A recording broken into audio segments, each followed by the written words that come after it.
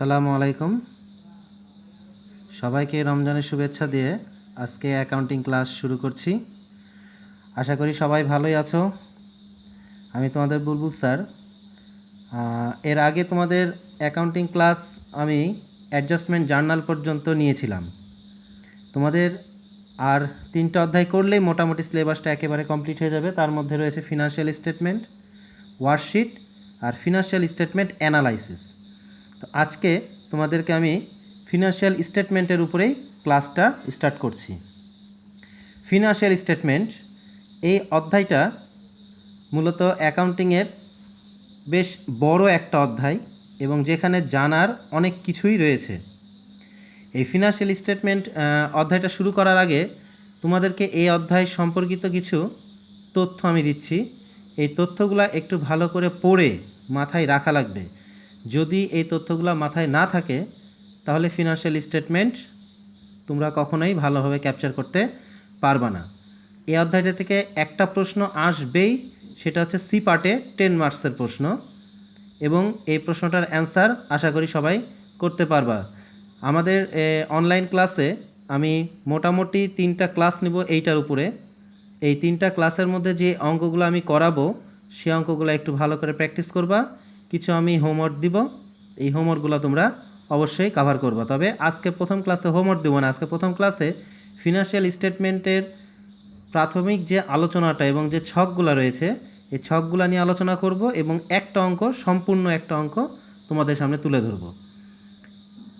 এই ফিনান্সিয়াল স্টেটমেন্টের মূলত 2টা ছক ভালো করে মনে রাখা লাগবে।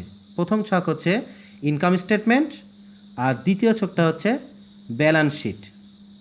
এই ইনকাম স্টেটমেন্টের মাধ্যমে কি প্রকাশ পায়? ইনকাম স্টেটমেন্টের মাধ্যমে ব্যবসায়ের বা প্রতিষ্ঠানের নিট ইনকাম বা নিট লস এই দুটো জিনিসকে প্রকাশ করা হয়। আর ব্যালেন্স শিটের মাধ্যমে প্রতিষ্ঠানের যাবতীয় সম্পত্তি এবং দায় দেনাসমূহকে দেখানো হয়। তো চলো যাওয়া যাক ইনকাম স্টেটমেন্টের ফার্স্ট ছকে। এটা হচ্ছে আমাদের ইনকাম স্টেটমেন্টের একটা ডেমো ছক। দেখো আমি একটু পরে দিচ্ছি, তোমরা সবাই মনোযোগ সহকারে দেখো।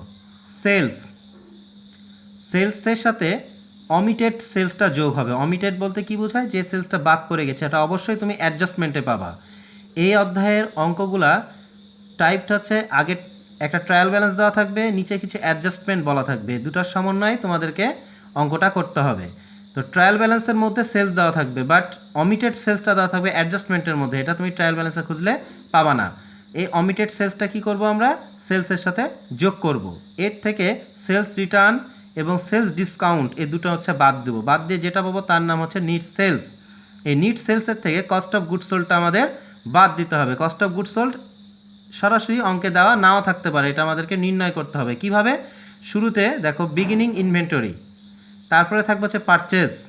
এই পারচেজের সাথে অমিটেড পারচেজটা যোগ করব, যেটা আমরা পাবো অ্যাডজাস্টমেন্টের ঘরে, অ্যাডজাস্টমেন্টে। এর সাথে পারচেজ রিটার্নটা লেস করব, পারচেজ ডিসকাউন্টটা লেস করব। তারপরে মানে যদি কোনো সম্পত্তি, স্থায়ী সম্পত্তি পণ্য ক্রয়ের মধ্যে ঢুকানো থাকে সেই ধরনের জিনিসগুলোকে আমরা এখান থেকে বাদ দিয়ে দিব। তারপরে সাপ্লাইজ যদি পারচেস করা থাকে সেই সাপ্লাইজ পারচেসটাও পারচেজের মধ্যে যদি অন্তর্ভুক্ত থাকে সেটাও বাদ দিব। এই সমস্ত সমন্বয়গুলো কাজ করার পরে যেটা পাবো সেটার নাম হচ্ছে নিট পারচেস। এর সাথে কী যোগ হবে? ফ্রেট ইন বা ট্রান্সপোর্টেশন ইন, ক্রয় পরিবহন, এটা যোগ করব। আর ওয়েজেস অর্থাৎ মজুরি যেটা দেওয়া হয় কর্মচারীদেরকে, সেই মজুরিটা হচ্ছে আমরা যোগ করব। যোগ করে আমরা যোগফলটা নামাবো। এর থেকে যদি আগুনে নষ্ট পণ্য থাকে অর্থাৎ ডিস্ট্রয়েড বাই ফায়ার, এই কথাটা বলা থাকতে পারে অ্যাডজাস্টমেন্টের ঘরে। এটা যদি থাকে তাহলে সেটা আমরা পারচেস থেকে মাইনাস করব। মাইনাস করে যেটা পাবো সেটার নামই হচ্ছে cost of goods available for sales. এখান থেকে ইন্ডিং ইনভেন্টরি, এই ইন্ডিং ইনভেন্টরিটা পাবো হচ্ছে আমরা অ্যাডজাস্টমেন্টের ঘরে। অ্যাডজাস্টমেন্টে যে খুঁজে দেখবা ইন্ডিং ইনভেন্টরি দেওয়া থাকবে সমাপনী মজুদ। এই সমাপনী মজুদটা আমরা মাইনাস করব। সমাপনী মজুদ মাইনাস করার পরে যেটা পাবো তার নামই হচ্ছে আমাদের কস্ট অফ গুডস সোল্ড। এই কস্ট অফ গুডস সোল্ডটা আমরা বাদ দিব হচ্ছে উপরে যে সেলস দেখো লেখা আছে নিট সেলস, এই নিট সেলস থেকে less cost of goods sold, অর্থাৎ এই কস্ট অফ গুডস সোল্ডটা আমাদেরকে বাদ দিতে হবে। বাদ দেওয়ার পরে যেটা পাবো তার নামই হচ্ছে আমাদের গ্রস মার্জিন বা গ্রস প্রফিট বা মোট লাভ। এখন আসো এই মোট লাভ থেকে আমাদেরকে বাদ দিতে হবে operating expenses, less operating expenses. Operating expense আবার দুই প্রকার, একটা হচ্ছে সেলিং অ্যান্ড ডিস্ট্রিবিউশন এক্সপেন্স, একটা হচ্ছে office and administrative expense. Selling and distribution expense কাকে বলে? সেলিং অ্যান্ড ডিস্ট্রিবিউশন এক্সপেন্স হচ্ছে একটা প্রতিষ্ঠানের পণ্যদ্রব্য বিক্রয় করতে যে ধরনের খরচ হয় তাকে বলা হয় সেলিং এক্সপেন্স। আর অফিস এক্সপেন্স বলতে বোঝায় সেই প্রতিষ্ঠানটাকে পরিচালনা করার জন্য যে ধরনের খরচগুলো হয় সেগুলোকে বলা যায় অফিস এক্সপেন্স। তো সেলিং এক্সপেন্সের মধ্যে কী কী আসে?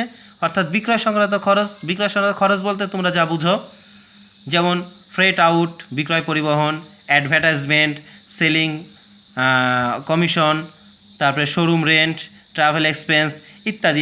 এই ধরনের যত প্রকার সেলিং জাতীয় খরচ আছে, সেলস জাতীয় খরচ, সেগুলো সবই আসবে সেলস অ্যান্ড ডিস্ট্রিবিউশন এক্সপেন্সের মধ্যে। এরপরে আসবে হচ্ছে অফিস অ্যান্ড অ্যাডমিনিস্ট্রেটিভ এক্সপেন্স। এখানে একটু বলে রাখা ভালো যে অনাদায়ী দেনা বা ব্যাড ডেপ্ট, এই ব্যাড ডেপ্টটা হচ্ছে সেলিং এক্সপেন্স, যেটা দেনাদারের কাছ থেকে আদায় করা সম্ভব না। এটা অবশ্যই মাথায় রেখো, এটা অফিসের ভিতরে যাবে না এই ব্যাড ডেপ্ট এক্সপেন্সটা। আচ্ছা, এবার আসো অফিস এক্সপেন্স। অফিস এক্সপেন্স কাকে বলে? অফিস এক্সপেন্স হচ্ছে অফিস পরিচালনা অর্থাৎ ব্যবসা পরিচালনা করার জন্য অফিস সংক্রান্ত যে খরচগুলো হয় সেগুলোকে অফিস এক্সপেন্স বলে। যেমন খুব salary, office expense, administrative charge, management বা ডাইরেক্টর স্যালারি, তারপরে হচ্ছে প্রিন্টিং, অফিস রেন্ট, ডেপ্রিসিয়েশন, যে কোনো বিল্ডিং বা ফার্নিচারের উপরে, এই জাতীয় জিনিসগুলো সব চলে আসবে অফিস অ্যান্ড অ্যাডমিন এক্সপেন্সের মধ্যে। এই অফিস অ্যান্ড অ্যাডমিন এক্সপেন্স আর উপরে ছিল হচ্ছে আমাদের টোটাল সেলিং এক্সপেন্স। এই দুইটা এক্সপেন্স যোগ করে যেটা পাবো তার নাম হচ্ছে টোটাল অপারেটিং এক্সপেন্সেস। তাহলে ওই পার আমাদের দেখেছি যে ওই পার আমাদের গ্রস প্রফিট বের হয়েছিল, ওই গ্রস প্রফিট থেকে অপারেটিং এক্সপেন্স বাদ দিলে যেইটা পাবো তার নামই হচ্ছে অপারেটিং ইনকাম। যদি এটা বাদ দিয়ে মাইনাস আসে ফিগারটা, তাহলে এটা হবে হচ্ছে অপারেটিং লস। এর সাথে নন অপারেটিং ইনকামগুলোকে আমরা অ্যাড করব, যোগ করব। নন অপারেটিং ইনকামগুলো একটু মুখস্থ রাখতে হবে যে এই জাতীয় খরচগুলো আয়গুলো সাধারণত অপারেটিং না, মানে প্রতিনিয়ত হয় না, এগুলা মাঝে মাঝে হতে পারে, এগুলো নন অপারেটিং হিসাবেই আমাদেরকে কাউন্ট করতে হবে। নন অপারেটিং ইনকামের মধ্যে রয়েছে ইন্টারেস্ট, যে কোনো প্রকার interest income, dividend revenue, commission revenue, bad ডেপ্ট যদি আদায় করতে পারো, অনাদায়ী দেনা যদি রিকভার হয় সে অনাদায়ী দেনা, এই জাতীয় জিনিসগুলো হচ্ছে আমাদের সাব রেন্ট, এগুলো হচ্ছে আমাদের নন অপারেটিং ইনকাম। আর এর থেকে আমাদের নন অপারেটিং এক্সপেন্সগুলো বাদ দিব, যেগুলো সচরাচর হয় না, অপারেটিং না, এগুলো হচ্ছে নন অপারেটিং এক্সপেন্স, এগুলো হচ্ছে প্রতিনিয়ত হয় না, এগুলা মাঝে মাঝে হতে পারে। যেমন ব্যাংক চার্জ, তারপরে ডোনেশন, যে কোনো প্রকার ইন্টারেস্ট, এই জাতীয় খরচগুলোকে বলবো হচ্ছে আমরা নন অপারেটিং এক্সপেন্স। এই নন অপারেটিং ইনকামটা যোগ করেছি এবং নন অপারেটিং এক্সপেন্সটা বাদ দিয়েছি, বাদ দিয়ে যেটা পাওয়া গেছে তার নামই হচ্ছে নিট ইনকাম বিফোর ট্যাক্স। এই নিট ইনকাম বিফোর ট্যাক্স থেকে অঙ্কে যদি ইনকাম ট্যাক্স বলা থাকে তাহলে ইনকাম ট্যাক্সটা আমাদের কী করতে হবে? মাইনাস করতে হবে। এই ইনকাম ট্যাক্স মাইনাস করে যেটা পাবো তার নামই হচ্ছে নিট ইনকাম আফটার ট্যাক্স। এটাই হচ্ছে আমাদের নিট প্রফিট। অর্থাৎ এই ছকটার মাধ্যমে আমরা টোটাল ইনকাম স্টেটমেন্ট সম্পর্কে জানতে পারলাম। তাহলে আসো এবার ব্যালেন্স শিটটা দেখি, ব্যালেন্স শিট কীভাবে হয়। ব্যালেন্স শিটে আমাদের সম্পত্তি এবং দায় দেনা এই দুটো জিনিসকে দেখানো লাগে। তো সম্পত্তির ভিতরে আমাদের ব্যালেন্স শিটে প্রথমে আসবে হচ্ছে আমাদের কারেন্ট অ্যাসেট। কারেন্ট অ্যাসেটগুলো কি? চলতি সম্পত্তি, এগুলো একটু মুখস্থ করে নিবা। কারেন্ট অ্যাসেট কী কী? যেমন cash at bank, cash in hand, account receivable, note receivable, supplies, যে কোনো প্রকার খরচের প্রিপেইড অর্থাৎ অগ্রিমটা, এগুলো হচ্ছে আমাদের সব কারেন্ট অ্যাসেট। তারপরে ক্লোজিং ইনভেন্টরি, স্টোর সাপ্লাই যদি হাতে থেকে যায় সেটা, তারপরে স্টক যদি হাতে থেকে যায় অর্থাৎ সমাপনী মজুদ, ক্লোজিং স্টক অ্যাডজাস্টমেন্টে থাকে, এটা এই জিনিসগুলো যোগ করলে পাবো হচ্ছে টোটাল কারেন্ট অ্যাসেট। এই টোটাল কারেন্ট অ্যাসেটটা আমরা আউট কলামে দিয়ে দিলাম। এবার আসো ফিক্সড অ্যাসেট। ফিক্সড অ্যাসেটের মধ্যে রয়েছে হচ্ছে যে সম্পত্তিগুলো সচরাচর আমরা দীর্ঘ সময়ের জন্য ব্যবহার করতে পারি, যেমন ল্যান্ড হতে পারে, বিল্ডিং হতে পারে, ফার্নিচার হতে পারে, ইকুইপমেন্ট হতে পারে। তবে এগুলা থেকে যদি ডেপ্রিসিয়েশন থাকে সেই ডেপ্রিসিয়েশনগুলো কী করতে হবে? আমাদেরকে লেস করতে হবে, বাদ দিয়ে দেখাতে হবে। এই ডেপ্রিসিয়েশনগুলো বাদ দিয়ে টোটাল টাকাগুলোকে আমরা আউট কলামে দেখাবো এবং ওই টোটাল কারেন্ট লাইবিলিটিসের সাথে এই টোটাল কারেন্ট অ্যাসেটগুলোর সাথে এই টোটাল ফিক্সড অ্যাসেট যেটা আসবে, এই ফিক্সড অ্যাসেটগুলো যোগ করলে যেটা পাবো আমরা লাস্টে সেটা হচ্ছে টোটাল অ্যাসেট, অর্থাৎ কারেন্ট অ্যাসেট এবং ফিক্সড অ্যাসেটের সমন্বয়ে যে অ্যাসেটগুলো আসছে টোটাল অ্যাসেট, সেটার নামই হচ্ছে আমাদের টোটাল অ্যাসেট, সব মোট সম্পত্তি। আর এবার আসলে লাইবিলিটিসের অংশে। লাইবিলিটিসের অংশে হচ্ছে টোটাল অ্যাসেট আমাদের যা আসবে অবশ্যই লাইবিলিটিস পোর্শনটা করে আমাদের সেই একই রকম আনসার আসা লাগবে, সমান হবে, অর্থাৎ অ্যাসেট এবং লাইবিলিটিস সমান হবে। এটাই হচ্ছে ব্যালেন্স শিটের মূল কাজ। লাইবিলিটিসের দিকেও প্রথমে আসবে কারেন্ট লাইবিলিটিস। কারেন্ট লাইবিলিটিসের ভিতরে কী কী রয়েছে? অ্যাকাউন্টস পেয়েবল, নোটস পেয়েবল, যে কোনো খরচের পেয়েবল, অর্থাৎ ইন্টারেস্ট যদি খরচের পেয়েবল হয় বকেয়া থাকে সেটা, স্যালারিজ যদি পেয়েবল থাকে সেটা, ব্যাংক ওভারড্রাফট অর্থাৎ ব্যাংক জমাতিরিক্ত, ডিভিডেন্ড যদি বকেয়া থাকে সে ডিভিডেন্ড পেয়েবল, এই জাতীয় সমস্ত পেয়েবলগুলা কারেন্ট লাইবিলিটিস। তারপরে আসবে হচ্ছে long term liabilities. Long term liabilities অঙ্কে মাত্র দুই ধরনের থাকতে পারে, একটা হচ্ছে মর্টগেজ পেয়েবল, একটা হচ্ছে যে কোনো প্রকার ব্যাংক লোন। এগুলো হচ্ছে আমাদের লং টার্ম লাইবিলিটিসের মধ্যে আসবে। তারপরে আসবে হচ্ছে অনার ইকুইটি বা স্টক হোল্ডার ইকুইটি। এখানে খুব সিম্পল, ক্যাপিটাল থাকবে, ক্যাপিটালের সাথে নিট ইনকামটা যদি আমাদের ইনকাম স্টেটমেন্টে নিট ইনকাম হয় তাহলে এটা যোগ করবা, আর যদি নিট লস হয় সেটাকে বিয়োগ করব। আর অঙ্কে যদি রিজার্ভ ফান্ড থাকে সেই রিজার্ভ ফান্ডটা চলে আসবে অনার ইকুইটির মধ্যে। শেয়ার প্রিমিয়াম যদি থাকে, রিটার্ন আর্নিং যদি থাকে, এগুলা চলে আসবে, এসে ইন টোটাল যোগ হয়ে ওই পারে বসবে। আর আমাদের লাইবিলিটিস দেখে তাহলে কী কী পেলাম? পেয়েছি হচ্ছে কারেন্ট লাইবিলিটিসের টোটাল যোগফল, লং টার্ম লাইবিলিটিসের টোটাল যোগফল এবং অনার ইকুইটি স্টেটমেন্টের টোটাল যোগফল। এই তিনটা যোগফল মিলে যেটা পাবো তার নাম হচ্ছে আমাদের টোটাল লাইবিলিটিস। এই টোটাল লাইবিলিটিসটা আমাদের অবশ্যই টোটাল অ্যাসেটের সমান হবে। এটা হচ্ছে আমাদের ইনকাম স্টেটমেন্টের মূল যে দুইটা ছক, সেটা চলে গেল। এবার আসো আমরা যে অঙ্কটা আজকে প্র্যাকটিস করব সেই অঙ্কটা আমরা আজকে স্টার্ট করি। এই যে অঙ্কের হচ্ছে প্রশ্নটা, যেহেতু ইনকাম স্টেটমেন্ট অঙ্কটা অনেক বড়, কোশ্চেনগুলো বড়, আমি তোমাদেরকে প্রশ্নটা একটু রাখছি, তোমরা স্টিল পিকচার নিয়ে নিও। হ্যাঁ, স্ক্রিনশট নিয়ে প্রশ্নটা সামনে রেখে অ্যান্সারটা তোমরা দেখবা। আমি অ্যান্সারটা করে দিয়েছি। আচ্ছা, অ্যাডজাস্টমেন্টটা একটু আবঝা আসছে, আমি দেখো একটু কাছ থেকে নিচ্ছি, তোমরা অ্যাডজাস্টমেন্টগুলো ক্লিয়ার দেখতে পাবা।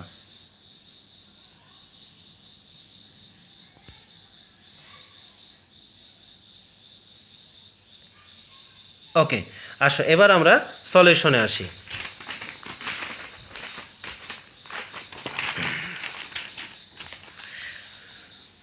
তোমরা সবাই প্রশ্নে লক্ষ্য করো, আমাদেরকে করতে বলেছে প্রথমে হচ্ছে ইনকাম স্টেটমেন্ট।